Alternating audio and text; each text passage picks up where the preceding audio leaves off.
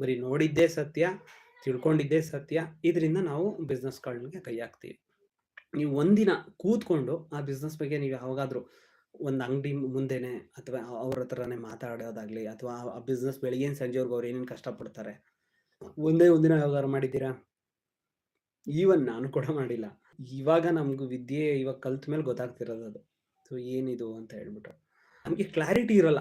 First ಆ ಕ್ಲಾರಿಟಿನ ಬೆಳೆಸ್ಕೋಬೇಕು. Self ಕ್ಲಾರಿಟಿನ ಬೆಳೆಸ್ಕೋಬೇಕು. Weak ಆಗಬಾರ್ದು. ನಾವು ಸ್ಟ್ರಾಂಗ್ ಆಗಬೇಕು. ನೀವು ಯಾಕಂದ್ರೆ ಒಂದು ಬಿಸ್ನೆಸ್ ಮ್ಯಾನ್ ಆಗೋನ್ಗೆ ಮುಂದೆ ಎಷ್ಟು ದೊಡ್ಡದು ಅಡೆತಡೆಗಳು ಬರುತ್ತೆ ಅಂದರೆ ಅದನ್ನೆಲ್ಲ ಸಹಿಸ್ಕೊಳ್ಳೋಂಥ ಒಂದು ಧೈರ್ಯ ಬೇಕು ನಿಮಗೆ.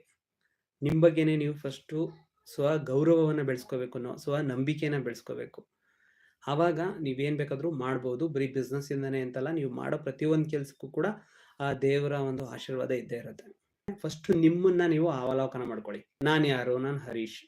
ನನ್ನ ಒಂದು ಏನು, ನನ್ನ ಕ್ಯಾರೆಕ್ಟರ್ ಏನು, ನನ್ನ ಗುಣ ಸ್ವಭಾವಗಳೇನು, ನನ್ನ ಒಂದು ಸ್ಟ್ರೆಂತ್ ಏನು, ನನ್ನ ಒಂದು ಸ್ಕಿಲ್ ಏನು. ನನ್ನ ಸ್ಕಿಲ್ ಸೆಟ್ ಅಂತ ಇರುತ್ತೆ. ಪ್ರತಿಯೊಬ್ಬರಿಗೂ ಒಂದು ಸ್ಕಿಲ್ ಇರುತ್ತೆ. ಅದು ಪೇಂಟಿಂಗ್ ಆಗಿರ್ಬೋದು, ಮಾತಾಡೋ ಕಲೆ ಆಗಿರ್ಬೋದು, ಏನಾದರೂ ಒಂದು ವಿಚಾರನ ತಿಳ್ಕೊಂಡ ತಕ್ಷಣ ಅದು ಮೆಮೊರಿನಲ್ಲಿ ಇಟ್ಕೊಂಡು ಅದನ್ನ ಒಬ್ಬರಿಗೆ ನೀಟಾಗಿ ಹೇಳೋ ವಿಧ ಆಗಿರ್ಬೋದು. ಸ್ಟೋರಿ ಟೆಲ್ಲಿಂಗ್ ಅಂತ ಹೇಳ್ತಾರೆ ಅದು ಇಂಗ್ಲೀಷಲ್ಲಿ. ಆ ಥರದ್ದಾಗಿರ್ಬೋದು. ಎಷ್ಟೊಂದು ವಿಚಾರಗಳಿದೆ. ಪ್ರತಿಯೊಬ್ಬರಿಗೂ ಒಂದು ಇದ್ದೇ ಇರುತ್ತೆ. ಇನ್ನು ಸರ್ವಿಸ್ ವಿಚಾರದಲ್ಲಿ ಬಂದ್ರೂ ಅಷ್ಟೇನೆ. ಗೊತ್ತಿಲ್ದಿರೋದು ಯಾವುದೋ ಹೊಸ ಪ್ರಪಂಚನ ನೀವು ಕಂಡಿಡೀರಿ ಅಂತ ಯಾರು ಹೇಳಲ್ಲ. ನಮ್ಮ ಗುರುಗಳು ಹೇಳ್ತಾರೆ, ಡೋಂಟ್ ಇನ್ವೆಂಟ್ ದ ವೀಲ್. ಅಂದ್ರೆ ಬಿಸ್ನೆಸ್ ಅಲ್ಲಿ ತುಂಬಾ ಫೀಲ್ಡ್ಗಳಿದೆ, ತುಂಬಾ ಪ್ರಾಡಕ್ಟ್ಗಳಿದೆ, ಸರ್ವಿಸ್ಗಳಿದೆ. ನೀವು ಹೊಸದಾಗಿ ಏನು ಇನ್ವೆಂಟ್ ಮಾಡಕ್ ಹೋಗ್ಬೇಡಿ. ಇರೋ ಪ್ರಾಡಕ್ಟ್ಗಳಿಗೆನೆ ನಿಮ್ಮ ಒಂದು ಆಸಕ್ತಿದಾಯಕವಾದ ಪ್ರಾಡಕ್ಟ್ ಯಾವುದು, ಅದೇ ಕ್ಷೇತ್ರ ಯಾವುದು, ಅದ್ರ ಬಗ್ಗೆ ಸ್ವಲ್ಪ ವರ್ಕ್ ಮಾಡಬೇಕಾಗುತ್ತೆ. ಇದು ಬೇಸಿಕ್ ಅಂದ್ರೆ ಬೇಸಿಕ್. ನೀವು ಒಂದು ಸಿಂಪಲ್ ಒಂದು ಉದಾಹರಣೆ ನನ್ನ ಬಗ್ಗೆ ನಾನು ಹೇಳ್ಕೊಂತೀನಿ, ನಾನು ಏನು ಕಂಡಿಡ್ಕೊಂಡೆ ಅಂತ. ಸೊ ನನಗೆ ಒಂದು ಯೂಟ್ಯೂಬ್ ಬಗ್ಗೆ ಒಂದು ಆಸಕ್ತಿ ಇತ್ತು. ಏನು ಆಸಕ್ತಿ? ನಾನೊಂದು ಯೂಟ್ಯೂಬ್ ವಿಡಿಯೋಸ್ಗಳನ್ನ ಮಾಡಬೇಕು. ಆ ಆಸಕ್ತಿ ಏನಕ್ಕೆ ಬಂತು ಅಂತ ಹೇಳಿದ್ರೆ, ಯೂಟ್ಯೂಬಲ್ಲಿ ದುಡ್ಡಿದೆ, ಮಾಡಿದ್ರೆ ದುಡ್ಡು ಬರುತ್ತೆ. ಸೊ ಇದು ಒಂದು ಮೋಟಿವೇಶನ್.